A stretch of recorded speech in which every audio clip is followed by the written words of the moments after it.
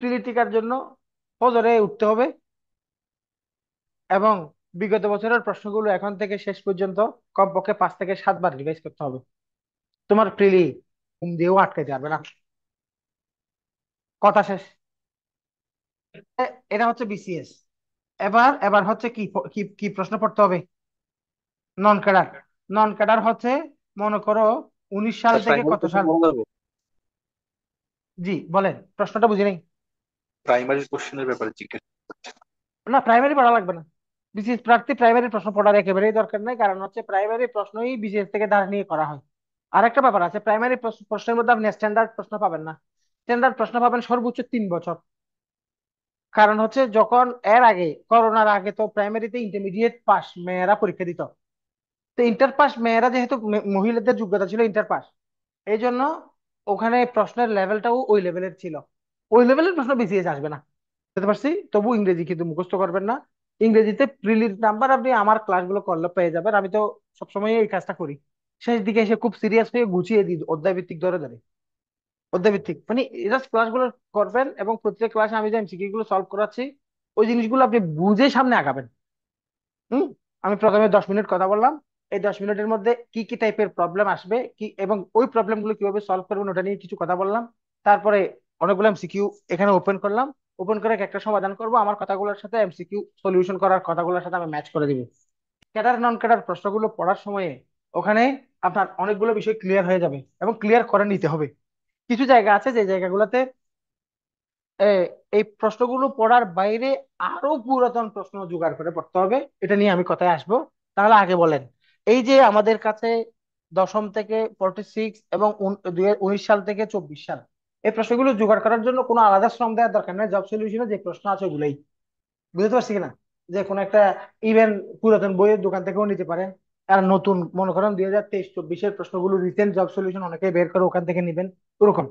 এখন আপনার স্বাভাবিক যে পড়ার রুটিন, স্বাভাবিক পড়ার রুটিনের বাইরে গিয়ে এই কাজ করতে হবে। এই কাজ করতে হবে, তাহলে এটা পড়ার নিয়ম হচ্ছে এখানে টোটাল প্রশ্ন কয়টা আপনি একটা পরিকল্পনা করবেন। টোটাল মনে করেন আপনার কাছে টোটাল আমরা 50টার বেশি হবে। মনে করেন কয়টা প্রশ্ন? 60 সেট, 60 সেট প্রশ্ন। তাহলে 60 সেট প্রশ্ন পড়ার নিয়ম হচ্ছে একদিনে 1 সেট প্রশ্ন পড়বেন।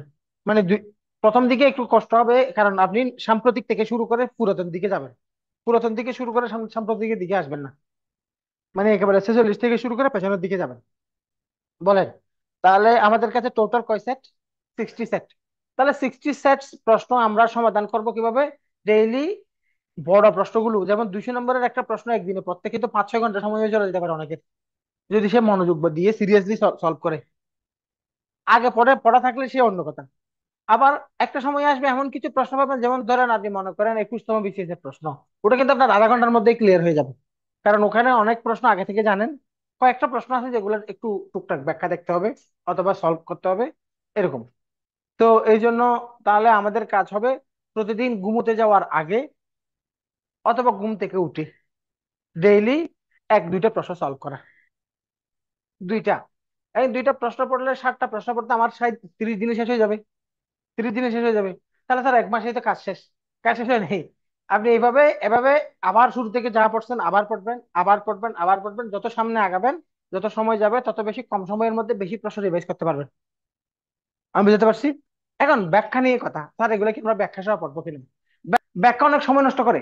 ব্যাপার আছে, একজন মানুষ, একটা ছেলে খুব মেধাবী, ছোট থেকে সে তার ইন্টারমিডিয়েটের বেসিক খুব স্ট্রং, এবং সে বিশ্ববিদ্যালয়ের একটা দামি সাবজেক্ট থেকে পড়াশোনা করছে এবং তখনও সে একাডেমিক ছিল এবং তার আউট বই টই পড়ার অভ্যাসও আছে, লেখালেখি বা বই পুস্তকের সাথে সারা জীবন পড়াশোনা, ফিজিক্সে পড়ছে ধরেন, অথবা ইঞ্জিনিয়ারিং ব্যাকগ্রাউন্ডে কোনো স্টুডেন্ট।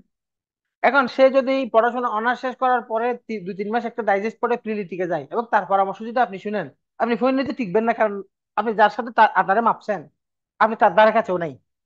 এই ধরনের একটা ব্যাপার আছে না?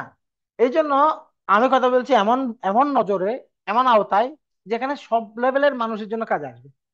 আমি বুঝতে পারছি। এখন ওটা ফলো করতে গিয়ে আপনি কিন্তু ওই যে ইয়ার মতো, কাউয়ার মতো, কাউয়া চিনেন তো? কাক কাক। হ্যাঁ, এই যে সে হচ্ছে নাচ শিখতে গেছিল ময়ূরকে দেখে। এখন ময়ূরের নাচ তো সে শিখতে পারে নাই, সে নিজে যে সুন্দরভাবে হাঁটতো হাঁটা সে ভুলে গেছে, এই জন্য হাঁটতে পারে না, সে শুধু লাফায় ডান্স করে, ঠিক না? এই জন্য ফলো করার জন্য লেভেল ভেবে ফলো করতে হবে। আরেকটা জিনিসটা আমাদের সবচেয়ে বড় গ্যাপ, ওটা হচ্ছে আমার মধ্যে কি, আমি কতটুকু সক্ষম কতটুকু অক্ষম, নিজের গ্যাপ বের করার জন্য আমরা কখনোই ভাবি না, একটু চিন্তা করি না, একটু মোরাকাবা করি না, একটু ধ্যান করি না, একটু চোখ বন্ধ করে ভাবি না। চোখ বন্ধ করে ভাবতে হবে, নিজের গ্যাপ গুলা বের করতে হবে। গ্যাপ বের করার পদ্ধতি এখন বলবো, আগে বলেন।